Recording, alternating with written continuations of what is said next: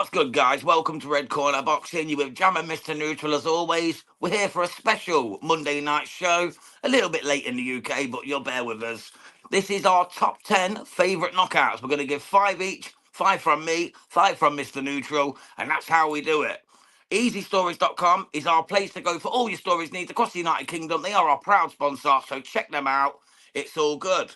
Right, Mr. Neutral, we get to the show, brother. Who wants to go first with their number 5 on this great knockout favourite list? By all means, sir, you go first. Okay, then, matey. I'm going to start with Angelo Leal's beautiful knockout of Bernardo Lopez last year in Mexico for the IBF Super Featherweight title. Sorry, it wasn't Super, IBF Featherweight title. That perfect left hook. What a moment, mate. What a punch. It was just a thing of beauty. I've rewatched it probably 30 times since. Still sticks in my mind. It's just one of them knockouts that you just can't ignore. It's just beautiful. Do you remember the fight yourself? I do indeed, yeah. Fantastic knockout. It's, I do agree. It's one of them fights that the knockouts that just leave you pure stunned, wow. And my number 5 was just like that. And it's a pure recent one as well. Dave Allen against Johnny Fisher. Of course. I still, to this day, when we were watching it on a watch along, I went mental. Dave Allen knocked him out in the first punch. He was on his way down, and he hit him with an uppercut. And Right, Fisher was already asleep. I thought the uppercut hit him straight in the flush in the face, but he hit him in the throat. And I'm thinking on hindsight just how dangerous that could have been. Hadn't been knocked out in the first place, and that's why the attention was on Johnny and on the floor with the medics and that. Just to keep an eye on what could have been a very serious situation, but I just remember that left is a right hand that just absolutely finished Fisher. It was beautiful, mate. Yeah, that was a fantastic one, to be fair. That almost made my top 5. But I've got a couple of favourites from the past in mind, so I didn't quite add it, but it was definitely in my reckoning. And I've seen another Dave Allen starting as well from back in his early days. I can't remember the lad's name. Was it Nathan Broadhurst or someone? And Dave Allen just literally right-handed him and nearly knocked him out of the ring, and he landed on the rope with his throat on the rope. Funny enough, He's a big boy, Dave Allen, mate. He's all about them knockouts, isn't he? People forget, mate. The White Rhino is all about them KOs. He's a real man, a real big man, a real powerful man. Absolutely. And I wouldn't be surprised if he carries on knocking men out as we go forward. I'm literally looking forward to his next fight and who he's up against. There's rumours of Deontay Wilder. That's who he wants. He wants Deontay, yeah. But Deontay's got to get through Chris Herndon first, doesn't he? So yeah, we'll see what he looks like first. Because at the minute, mate, I'd take Dave Allen over what I've seen from Deontay Wilder. He got that lucky punch against Ortiz. That could have been on the list as well. Remember that beautiful shot on Louis Ortiz? It was like a stiff right. It was almost a jab, but it knocked him spark out when he was 8 rounds down. Absolutely beautiful shot. It was, mate. It was. Right then, shall I move on to my number 4? Yes. I've gone for Sergio Martinez when he knocked out Paul Williams. This fight, it was in the second round, that overhand left. It was literally an absolute star shot. He went right up and boom. One of them punches that is just sent from the gods. It's just a moment in history that will never be replicated. It's just absolute beauty at its finest. It was and I love Paul Williams, don't get me wrong, but that punch was absolutely spectacular. Yeah, sometimes the fall is as spectacular as the punch itself. Yeah. And that leads me to my number 4. And if I can take you back very painfully, Jams. Oh, it's going to be Ricky Hatton getting started by Pacquiao. To the 2nd of May, 2009, at the Grand Garden Arena, where Manny Pacquiao just absolutely stopped Ricky Hatton from... I knew it. I knew it were coming. Well, my number 1 is to counteract that. So I said, guys in the chat, I said to Jams before that, there's a couple of memorable ones. There's a couple of wow. He landed on the moments. Star, didn't he? On the Star, do you remember? On the Golden Star, the drink. It was that drink company. I Uh, can't remember what it's called, but Gold Star or something. He landed flat on it. It was oh, horrible. I'm surprised they didn't make a brand logo with it. I You think know, Ricky's got it tattooed on the back of his napper, mate. Now, but it was just the way that the punch was set up. You know, he'd been jabbing with the right Pacquiao, and he'd waited for Ricky to open his right hand side up, and then gets that left hand up straight on the beautifully. button. And what was prevalent to me was Ricky didn't go back. He didn't stumble back. He dropped straight down. He was done. He was And done. as I was saying, the fall was as spectacular as the punch. Great knockout. That's my number 4. Yeah, it really was, mate. That breaks my heart, but I knew it were going to come up. I knew it were going to come up. My number 1 is to counteract that, so payback's a motherfunker on that one. Not to Yeah. you, to Manny, but we'll get to that. So we're moving on then. This one, I call it one of my favourites. It's only my favourite because of the punch. I didn't like the outcome, but Hasim Rahman when he knocked out Lennox Lewis back in 2001. That punch, man, that was the punch from hell, wasn't it? It really was. I think that's what people called it on the night, a punch from hell. It was just unbelievable. That right hand absolutely cleansed Lennox Lewis, and nobody expected that in South Africa. The guy was untouchable. He was the man. He was the main guy in the heavyweight division. Hasim Rahman was what, 150 to 1 underdog. He got Yeah. absolutely cleansed, did Lennox. Yeah. Just a beautiful, beautiful punch that could never be replicated. It was just a stunning, stunning knockout. I wasn't happy with Lennox getting cleansed, but I was happy with the punch, and it sticks in my mind, and that's why it's my number 4. Sorry, number 3. Bloody hell! Number 3. Trying to add an extra one, brother. I'm trying to add an extra one. And funny you should mention Lennox Lewis. That brings me to my number 3. And 6 months later, from the very fight you are talking about, we are talking about the greatest revenge knockout in history for me. And that was Lennox Lewis versus Hasim Rahman 2, where he achieved that beautiful overhand right in round 4. It was. And it was one of them moments as a fan. You know, I was gutted 6 months before watching Lennox lose that to Hasim Rahman. It's like, how are you losing to him? How did he just knock you out?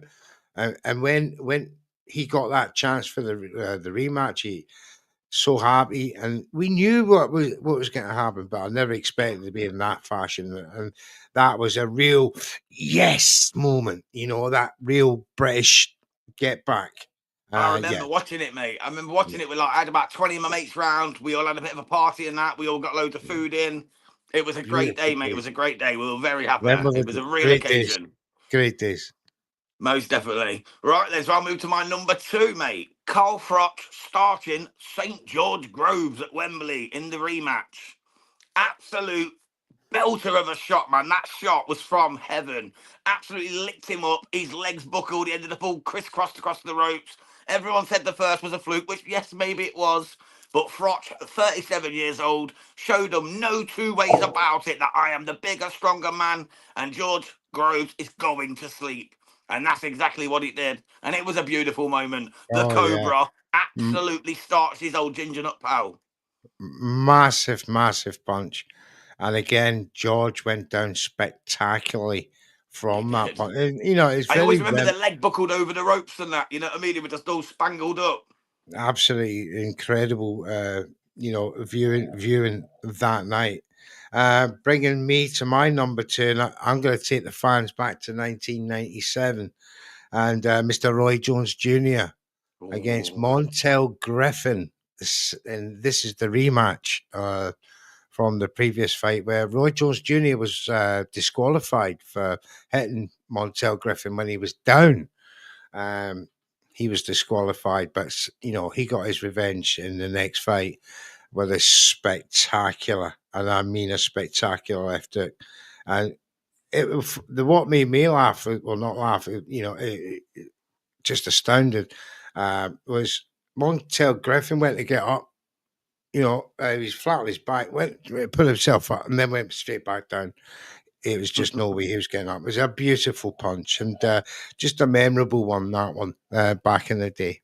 Beautiful, mate. Absolutely beautiful. Well, we'll move on to my number one then. This is the payback for Manny Pacquiao for knocking out my boy Ricky Hatton when Manuel Marquez knocked him clean out in their fourth fight back in Oh, 2012. What a shot that was. That huge right hand.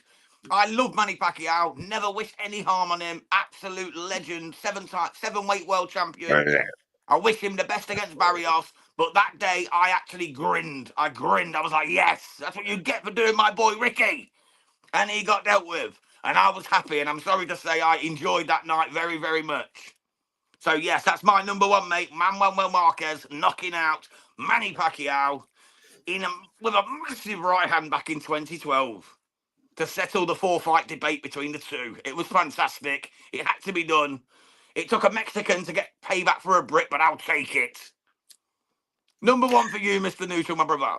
number one for me, and I'll never forget it. You know, I was 19 years of age. It's 1987. It was Mike Tyson versus Pinklin Thomas.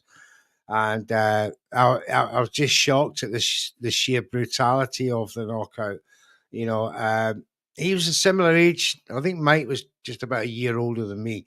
And I just remember it was shocking reality that there's someone that my age, in my age group, within a year, could do that to a fully grown ass 30-year-old men and that. And just And cleanse he was him. an inspiration to many in my generation back in the day. Obviously when Lennox Lewis, beat him in 2003, 2002, I think it was.